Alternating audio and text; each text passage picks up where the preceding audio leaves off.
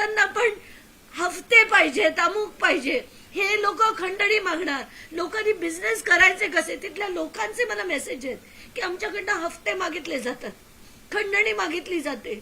Police station मध्ये गेलं, police record करत नाही. आपल्याला ना सिस्टमिक सुधार करण्याची गरज आहे.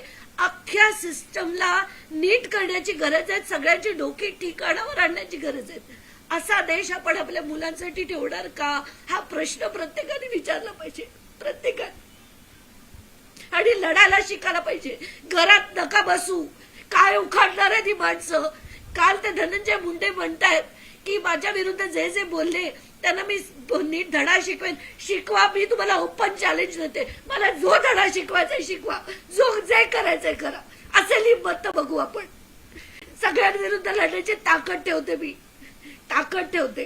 तुम्ही सबळ पुरावे दिले होते. मुख्यमंत्र्यांनी आणि उपमुख्यमंत्र्यांनी तुम्हाला आश्वासित केलं होतं की मुख्यमंत्र्यांसोबत भेटून या प्रकरणात पूर्ण जो सोक्सो लावला जाईल तो एकत्रित केला जाईल, पण अजूनही टोलवाटोलवीच पाहायला मिळते. ते टोलवाटोलवीच करणार, त्याच्याकडनं अपेक्षाच का ठेवायची? का अपेक्षा ठेवायची की ते धनंजय देशमुखला न्याय देतील? का अपेक्षा ठेवायची की त्या मुलांना, सगळेजण गेले होते सीएमना भेटायला, खरं सीएमनी त्यांच्या घरी जायला हवं होतं, त्यांच्या घरी जाऊन घ्यायला पाहिजे होतं, पण नाही गेले कोणी. ते नाही गेले. का नाही गेले? आणि त्यांना आश्वासन तिथे गेल्यानंतर तरी दिलं होतं की आम्ही त्या मुलांची, म्हणजे तुम्हाला न्याय देऊ. असा न्याय 3 महिने लागतात तुम्हाला. आणि हे सगळं तुम्हाला सगळ्यांना माहिती होतं.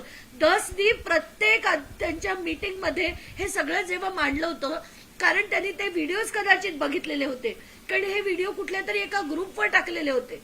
आणि तरी आता डायलॉग सुचतात त्यांच्या पब्लिक मीटिंग मध्ये. हा माणूस डायलॉग